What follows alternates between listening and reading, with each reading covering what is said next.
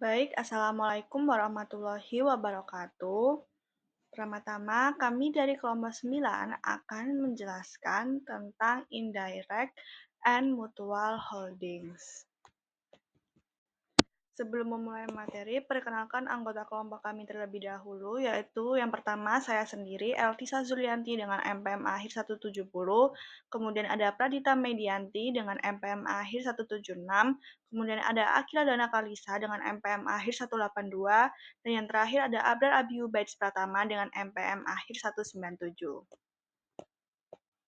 Jadi yang pertama ini yaitu ada kepemilikan tidak langsung. Kepemilikan tidak langsung itu dibagi menjadi dua, yaitu ada father son grandson dan connecting affiliates. Jadi untuk yang pertama itu kan ada father son grandson. Ini tuh maksudnya itu ayah, anak, kemudian cucu. Jadi suatu perusahaan atau perusahaan induk atau parent itu dia itu mempunyai kepemilikan saham sebesar 80% di subsidiary A. Tapi subsidiary A ini juga memiliki kepemilikan saham di subsidiary B sebanyak 70%. Yang akhirnya induk itu memiliki saham di A dan juga memiliki sebagian besar sahamnya itu di B. Jadi untuk mengetahui induk ini berapa sahamnya yang ada di B itu bisa 80% kepemilikan di saham A itu dikali 70% di kepemilikan saham B-nya itu. Yang akhirnya menghasilkan 56% kepemilikan saham yang ada di B. Seperti itu. Untuk connecting affiliates ini yaitu parent atau perusahaan induk itu mempunyai saham di subsidiary A sebanyak 80%. Dan dia itu juga memiliki kepemilikan saham tapi NCI tidak signifikan sebesar 20% di subsidiary B. Namun subsidiary A ini juga memiliki saham di subsidiary B sebanyak 40%. Tapi kan ini kan kurang dari 50% ya. Jadinya itu berarti induk itu memiliki 80% saham A dan akhirnya itu melalui A ini itu ada tambahan 32% saham B. 32% ini dari mana sih? 32% ini dari 80% dikali 40% itu kan 52 ya. 52 saham B itu dimiliki induk. Nah, 52 ini itu dikurangi 20% yang di subsidiary B itu. Jadinya itu totalnya itu bersih itu 32 kepemilikannya seperti itu. Baik, selanjutnya yaitu metode ekuitas untuk kepemilikan father, son, grandson atau ayah, anak, dan cucu. Jadi anak itu menerapkan metode ekuitas untuk investasinya pada cucu. Kemudian ayah itu menerapkan metode ekuitas untuk investasi pada anaknya. Kemudian bagian kepentingan pengendali dari laba bersih konsolidasi itu meliputi yang pertama, bagikan untuk yang dipegang langsung oleh anak, kedua bagikan kepemilikan tidak langsung atas cucu. Jadi kayak oleh ayah melalui anak seperti itu. Jadi ini tuh ada contoh tentang father son grandson ini. Jadi di tanggal 1 bulan 1 di 2016 itu Pop itu mengakuisisi 80% dari Son. Kemudian Stone itu mengakuisisi 70% dari Toy. Nah, ini tuh diketahui separated earnings-nya itu Pop itu 100, Son itu 50, Toy itu 40. Kemudian dividennya itu Pop itu 60, Son itu 30, dan Toy itu 20. Baik, ini tuh equity method entries-nya. Jadi yang pertama itu seharusnya itu Pop applies equity method sebanyak 80%. Nah, 80% ini dari mana sih? Jadi itu ada jurnalnya yang namanya tuh kas pada investment Inson. Kasnya itu sebesar 24.000. 24.000 ini dari 30.000 dolar dikali 80%. Jadinya menghasilkan 24 ini. Ribunya kita hilangkan ya. Kemudian ada investment Inson pada income from Son. Jadi itu sebanyak 62,4. 62,4 ini dari mana sih? 62,4 itu dari income from Sun-nya itu 78.000 dikali 80%. 78 lah gitu. Jadinya 62,4. Seperti itu. Atau 80% dikali 50 ditambah 28. Untuk Sun Applies Equity Method-nya itu kan tadi kan sebanyak 70% ya. Jadinya itu kas pada investment in toy itu sebanyak 14 dolar. 14 dolar itu dari mana sih? 14 dolar itu dari 20 dolar dikali 70%. 20.000 dolar dikali 70%. Kemudian ada investment in toy pada income from toy sebanyak 28 dolar. 28 dolar ini dari 40 dikali 70%. Jadi step selanjutnya itu kita mengalokasikan antara CI dan NCI-nya. Jadi ini kan kemarin kan ada 2 aja ya. Jadi ada pop sama son. Nah, sekarang itu ketambahan ketiga yaitu toy, yaitu cucu. Jadi alokasinya itu kan tadi kan diketahui spread income-nya itu pop itu 100, son itu 50, toy itu 40. Jadi totalnya kan 190 ya.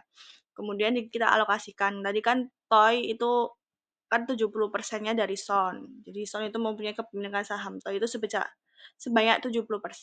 Nah, 30%-nya itu NCI. Kemudian akhirnya 70% ini yaitu akhirnya menghasilkan 28 ini tadi. 28 ini kemudian NCI-nya itu yaitu sisanya 12 dolar itu. Akhirnya kan sebanyak 40 ini berkurang kan.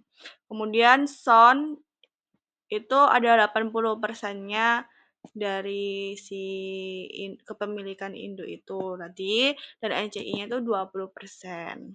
Jadi 50 ditambah 28 itu kan 78. Jadi 78 80%-nya itu 62,4. Terus NCI-nya 20% itu sebanyak 15,6.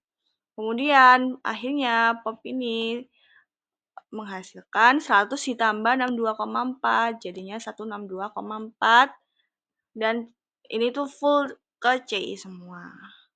Yang akhirnya kesimpulannya yaitu pop ini memiliki CI-nya sebanyak 162,4,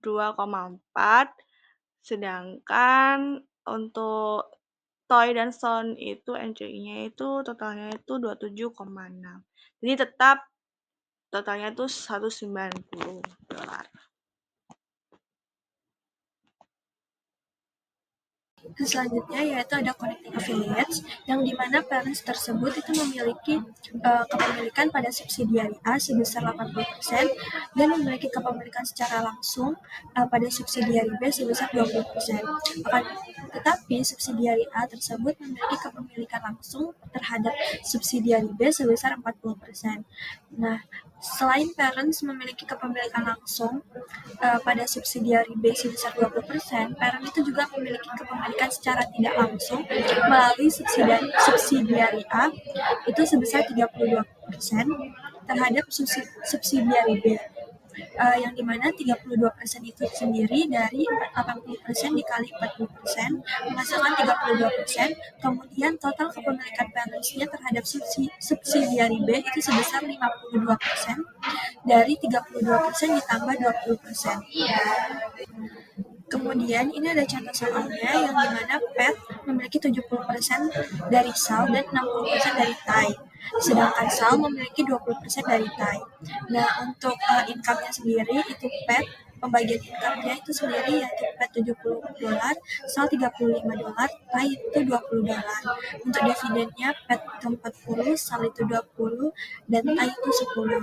Nah, ini tuh ada dua kemungkinan, yang dimana jika downstream PET itu menjual tanah SAL dengan keuntungan $10, ini tuh bakalan sepenuhnya tuh milik PET, karena SAL itu tidak memiliki kendali atas keuntungan tersebut. Nah, jika upstream, SAL menjual persediaan $15 kepada PET dan terdapat sisa dengan unrealized profit-nya itu sebesar $5. Ini tuh akan dialokasikan ke PET dan NCI. Selanjutnya, ini tuh ada kalkulasi perhitungan investment balance-nya, yang dimana pada SAL itu tuh capital stock-nya pada 1 Januari itu sebesar 200 dan 31 Desember itu 200. Untuk retained earnings-nya itu ada 50, pada 31 Desember itu 69. Terus ada goodwill pada 1 Januari itu sebesar 12, pada 31 Desember itu sebesar 12. Kemudian kita masukin unrealized profit-nya yang tadi sudah kita hitung, diketahui tadi itu sebesar 5. Nah, subtotalnya itu menjadi 276 pada tanggal 31 Desember. Dan unrealized profit online-nya itu kita kurangin lagi sebesar 10 sesuai yang di atas tadi, sehingga totalnya itu menghasilkan pada 31 Desember itu tuh sebesar 266.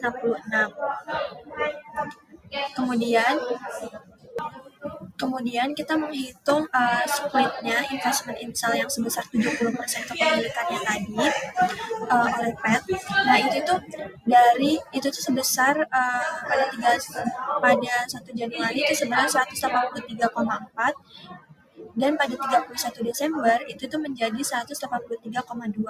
Itu tuh dari 70% dikali 276, yang dimana itu subtotal tadi, kemudian dikurang 10. Itu menghasilkan 183,2. Nah, untuk NCI-nya itu sendiri sebesar 30% tadi. Nah, itu tuh kemudian dikali 276 menghasilkan 82,8. Jadi pada saat 31 Desember NCI-nya itu sebesar 82,8. Selanjutnya yaitu pada TAI, itu tuh untuk capital stock-nya itu di 31 Desember sebesar 10, RE-nya itu jadi 90, goodwill-nya itu menjadi 12, dan totalnya di 31 Desember itu sebesar 202. Nah, kemudian ini tuh kita hitung investment in TAI, ini tuh 60% dari SAL tadi, dari PET itu sebesar 60% kepemilikannya, sehingga 60% dikali, nah itu tuh 60% dikali 202, itu tuh pada 31 Desember itu menghasilkan 121,2. Nah, investment in TAI yang sebesar 20% itu kepemilikan dari SAL sendiri, itu dari 20% dikali 202 menghasilkan 40,4.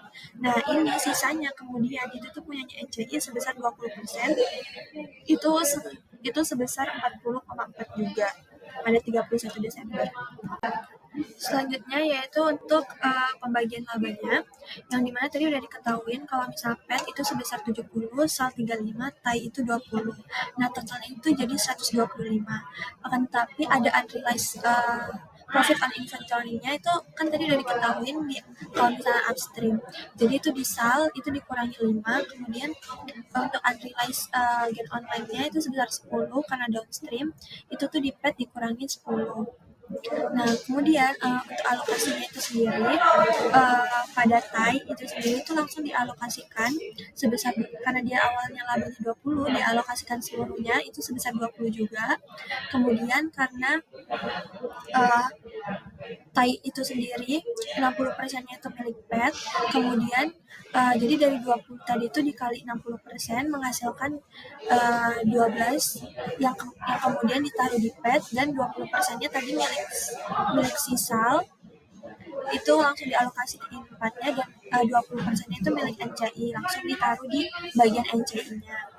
Nah, kemudian untuk alokasi yang milik SAL itu sendiri, itu kemudian dari 35 tadi, laba 35, kemudian dikurangi 5 menjadi 30, kemudian mendapatkan laba dari TAI itu sendiri, tadi pembagian hasil TAI itu sebesar 4, sehingga dia mengalokasikannya tetap 34, yang kemudian 70%-nya ia alokasikan ke PET, 30%-nya dialokasikan ke NCI. Nah, untuk PET sendiri karena dia induk, dia itu tinggal menjumlahkan seluruh pembagian labanya, yang dimana 70 dikurangi 10 ditambah 12 tadi dari TAI, dan 23,8 itu dari SAL, sehingga hasilnya itu saat dialokasikan itu sebesar 95,8.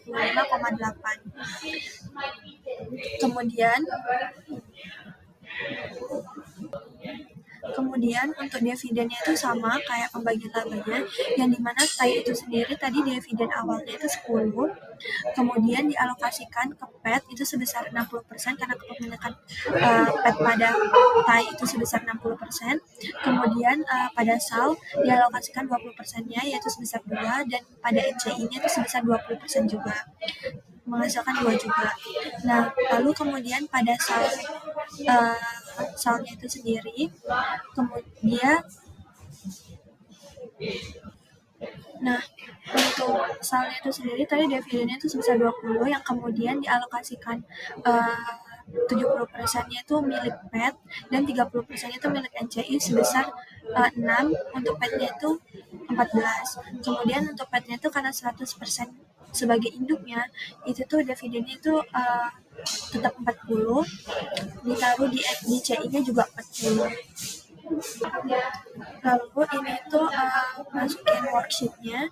Yang pertama itu dari sales-nya itu di debit 15, cost of sales-nya itu 15. Nah, lalu ada cost of sales-nya 5, inventory-nya itu di kredit itu 5.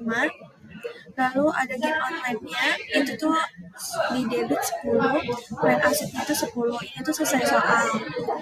Nah, kemudian income from TAI-nya itu tuh ada 16, itu tuh berasal dari pembagian labanya tadi 12 ditambah 4, kemudian jadi 16, dan dividennya itu juga dari pembagiannya TAI tadi, yang dimana 6 ditambah 2 jadi 8. Investment in TAI-nya itu sisanya yaitu sebesar 8. Kemudian untuk NCI share-nya yaitu di TAI itu tuh sebesar 4 sesuai yang di soal. Kemudian untuk dividennya itu 2 sesuai yang di soal juga, sesuai pembagian awal. Kemudian untuk NCI-nya itu tuh 2 juga. Nah, selanjutnya yaitu income from sale. Ini pendapatan tadi yang dari sale itu tuh aslinya itu sebesar 23,8, namun dikurangi oleh unrealized gain online-nya. Gain online-nya itu sebesar 10, sehingga dicatatnya itu cuma 13,8. Kemudian dividennya itu sesuai perhitungan tabel itu sebesar 14. Nah, sisanya itu tuh dimasukin ke investment in sale sebesar 0,2. Selanjutnya itu ada NCI share-nya pada sale. Nah, itu tuh sebesar 10,2 sesuai tabel juga. Kemudian untuk dividennya masih sesuai tabel perhitungan awal itu 6, dan sisanya dimasukin ke NCI itu sebesar 4,2. Lalu untuk capital stock TAI itu 100 sesuai balance sheet-nya tadi. RE-nya itu 80, goodwill-nya itu 12, pada investment in TAI 153,6, lalu NCI-nya itu 38,4. Lalu selanjutnya itu capital stock untuk SAL itu 200, RE-nya itu 50, goodwill-nya 12, pada investment in SAL itu 183,4, NCI-nya 78,6. Nah, untuk 183,4 itu dari mana? Dari penjumlahan capital stock RE goodwill-nya itu diambil 70%-nya, dan untuk NCI-nya itu cuma diambil 30%-nya doang. Nah, dari perhitungan penjurnalan tadi, kita masukin ke kertas kerja konsolidasi. Ini tinggal masukin di debit, yang debit dimasukin di debit, kemudian yang kredit dimasukin ke kredit, kemudian menghasilkan konsolidasinya untuk penjualan itu sebesar 4,35.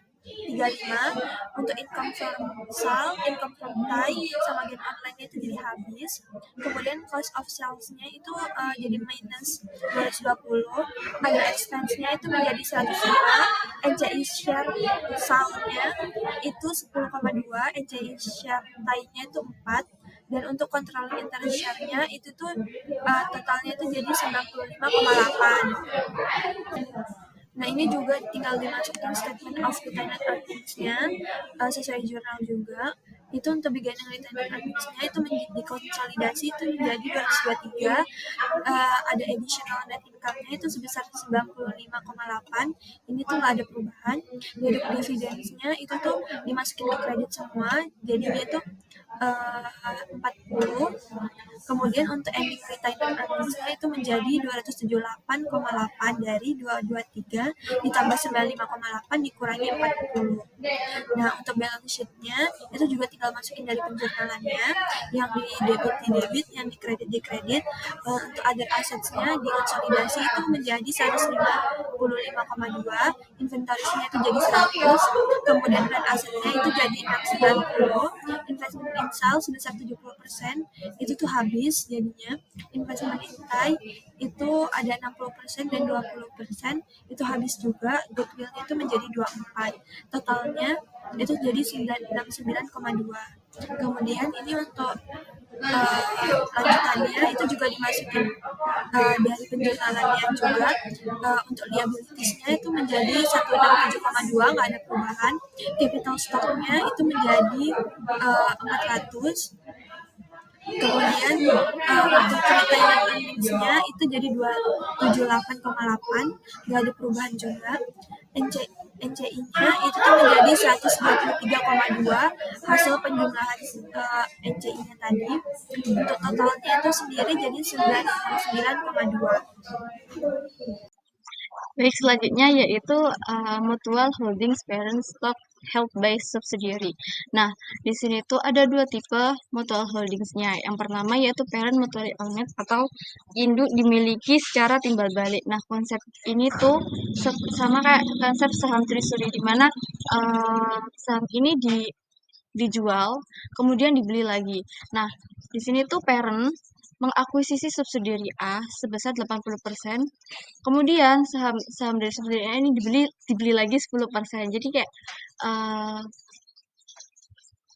parent ini menjual saham sebesar 80% awalnya, kemudian dibeli lagi sama parent ini sebesar 10%. Jadi total saham parent yang ada di subsidiary A ini sebenarnya adalah 70%.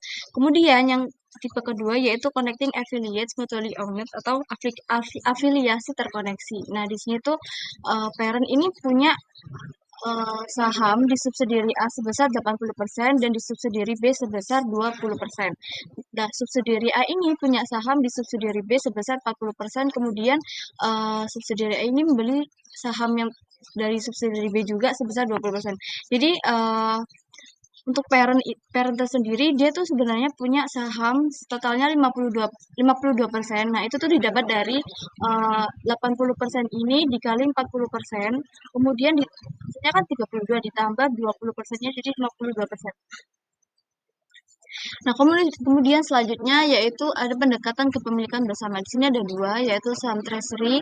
Saham treasury ini digunakan pendekatan saham treasury ini digunakan jika saham induk dimiliki oleh anak perusahaan dan saham konvensional metode konvensional ini digunakan jika saham anak di perusahaan dimiliki bersama menggunakan fungsi matematika. Baik, di sini ada contoh soal dari metode saham treasury.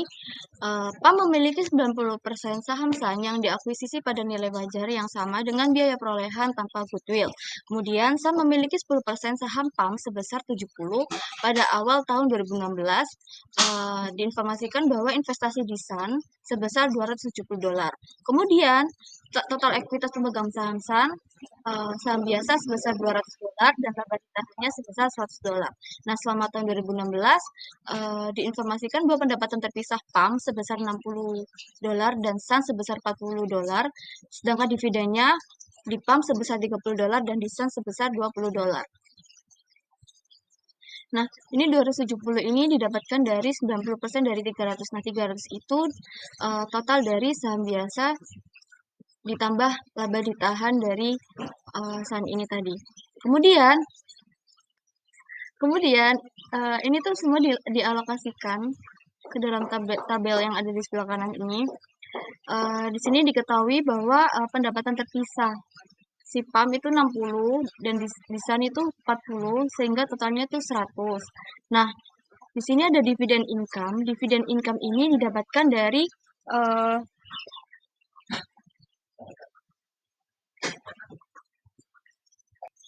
tiga ini didapatkan dari 10%.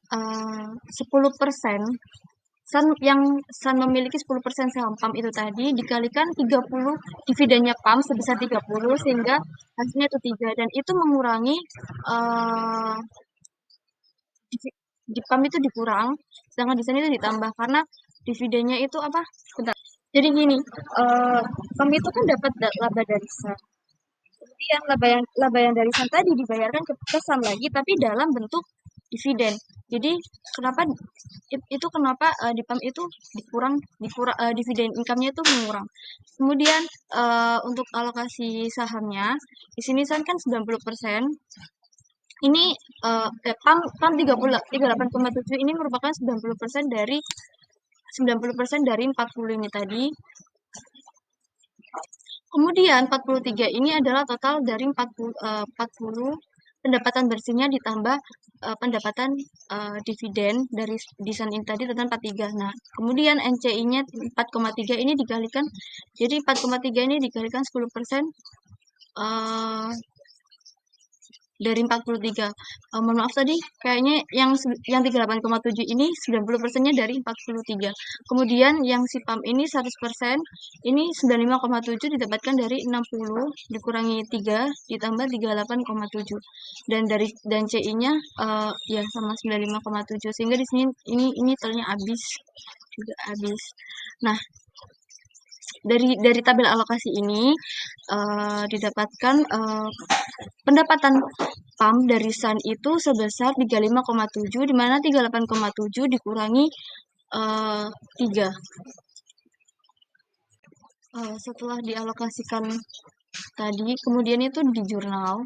Di sini ada jurnal ekuitas menggunakan jurnal PAM menggunakan metode ekuitas. Jadi yang pertama kita harus mencatat dividennya.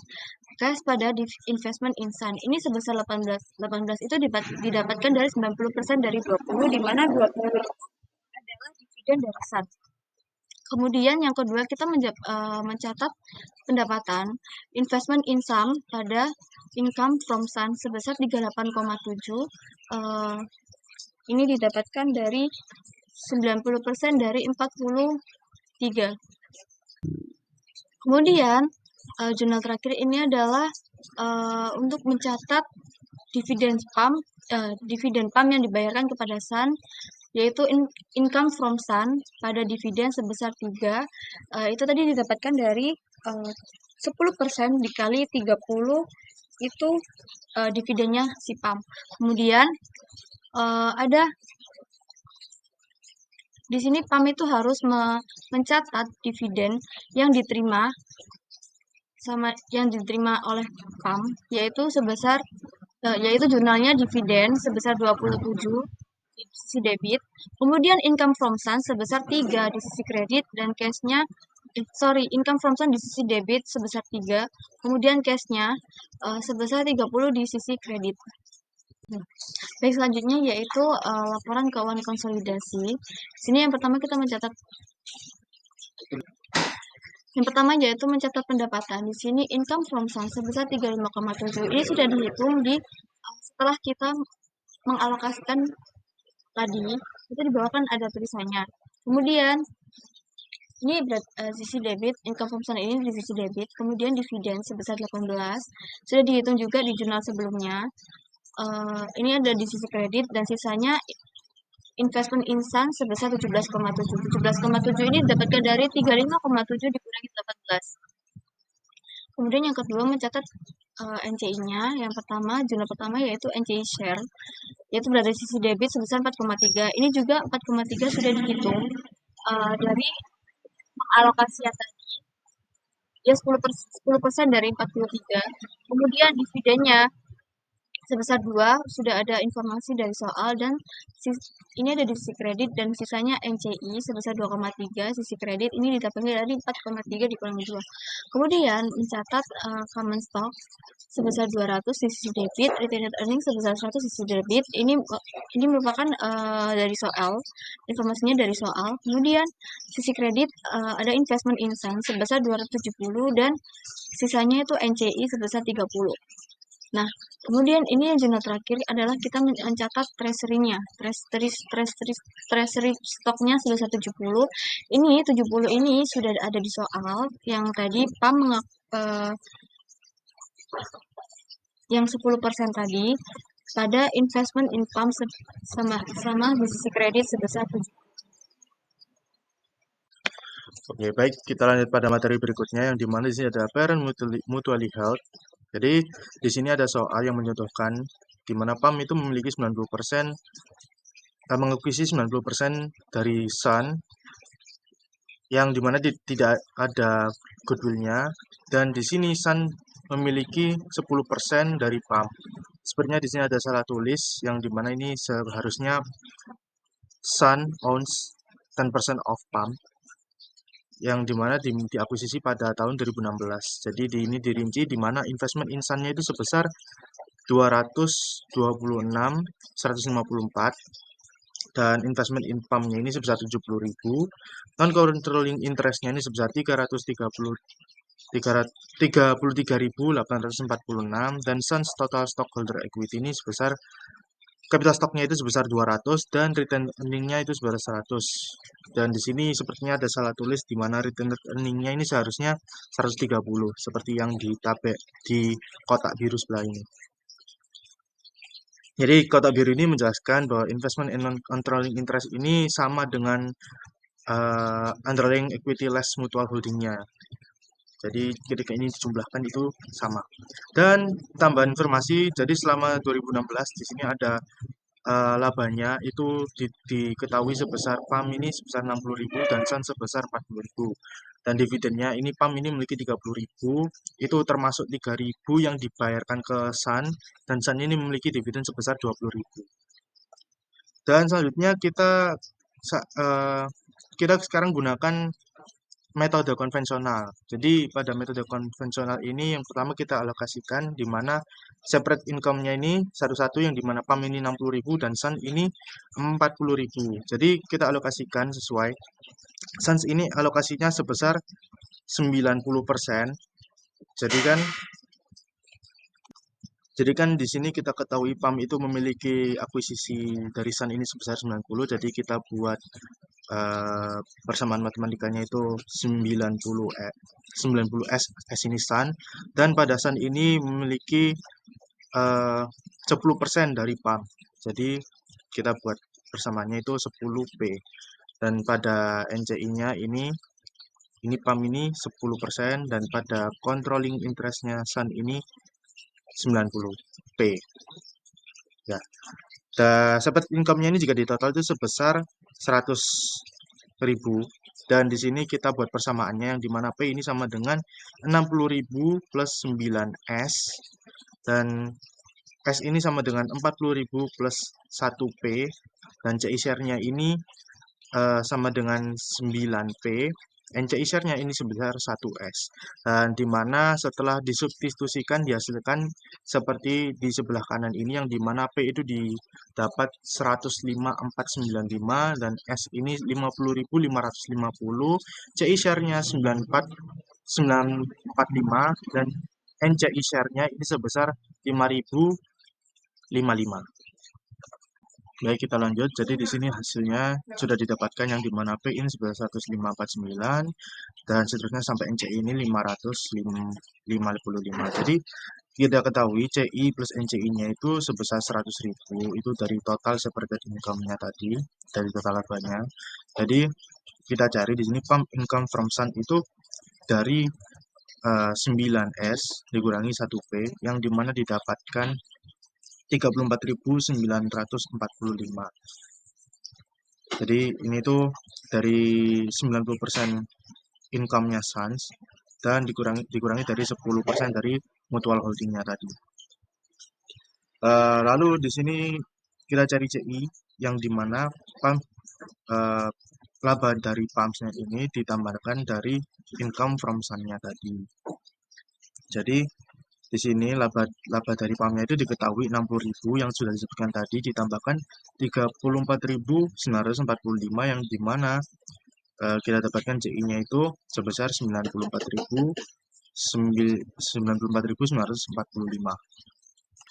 Kalau kita lanjutkan pada metode ekuitas yang dilakukan PAM, jadi jurnalnya ini yang pertama ini untuk dividennya itu kita bayarkan cash itu sebesar 18.000 pada investment in Sun. Lalu untuk income-nya itu kita catat sebagai berikut, di mana investment in Sun itu sebesar yang sudah dihitung tadi sebesar 34.945 pada income from Sun 34.945. Lalu yang di sini untuk mencatat pembayaran dividen PAM kepada Sun ini yang dimana sebesar 3.000, jadi investment in Sun sebesar 3.000 dan dividen sebesar 3.000. Lalu kita lanjut pada jurnal worksheet-nya dengan metode konvensional tadi. Jadi kita lanjut di sini. Jadi di sini ada jurnal pertama untuk menghapus income dan dividen income. Jadi ini jurnalnya berupa income from Sun sebesar 34.945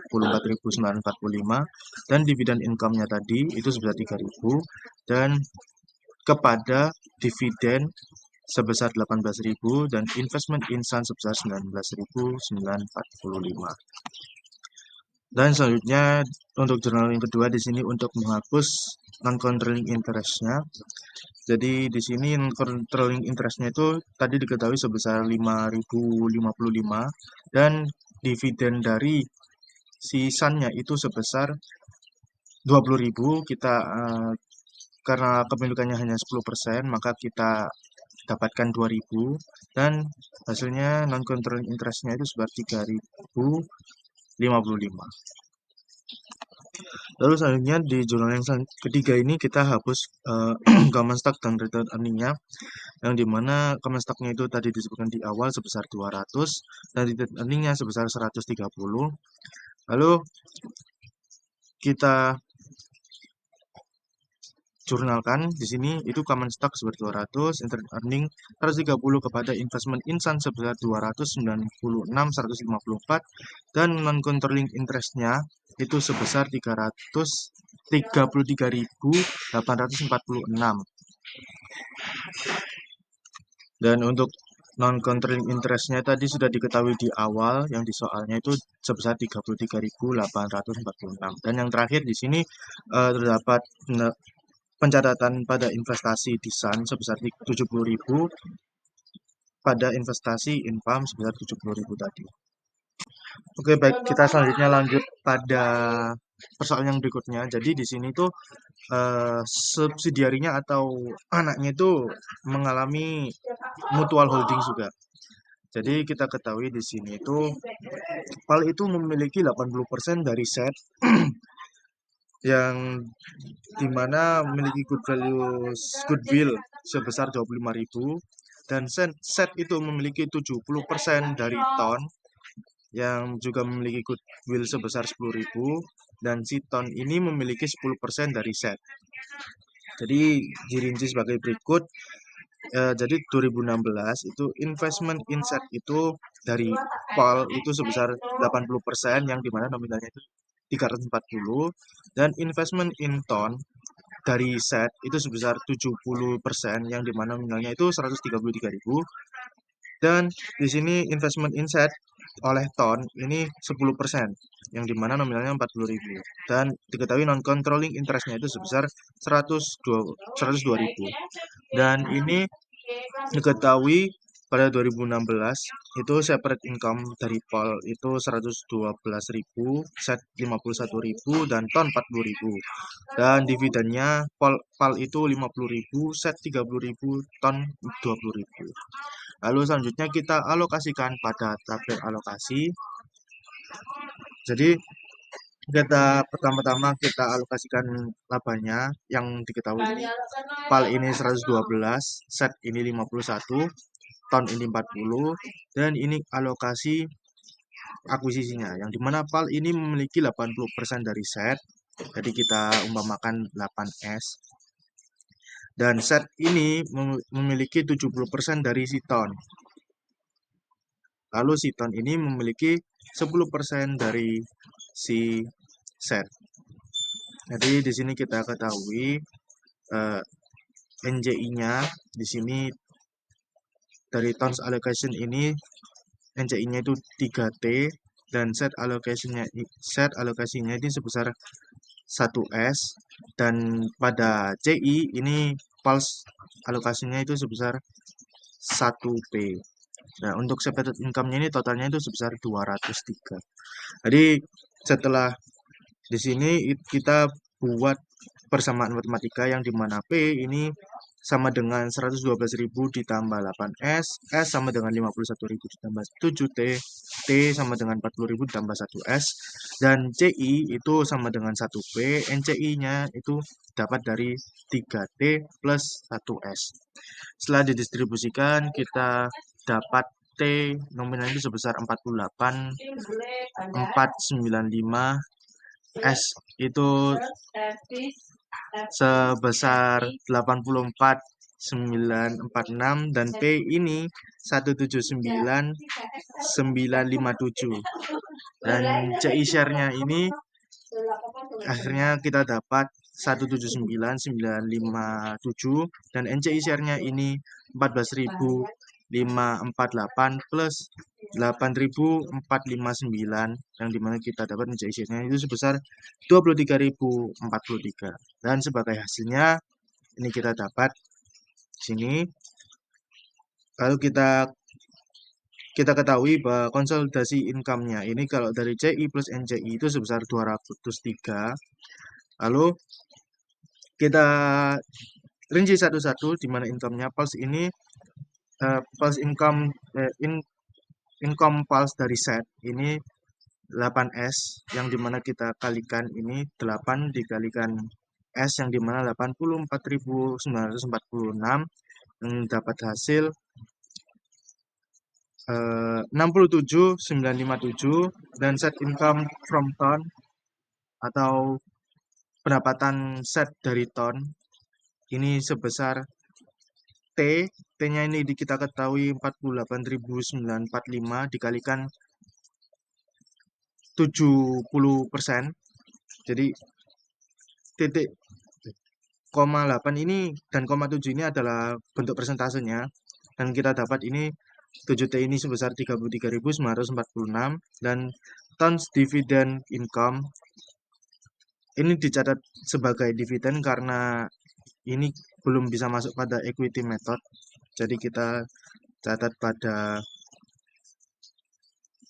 ini tons dividen ini karena kepemilikannya kurang dari 50%, dan di sini kita ketahui dividennya itu sebesar 3.000. Lalu di sini kita ketahui individual report income-nya, jadi pulse separated income ditambahkan dari income from set-nya tadi itu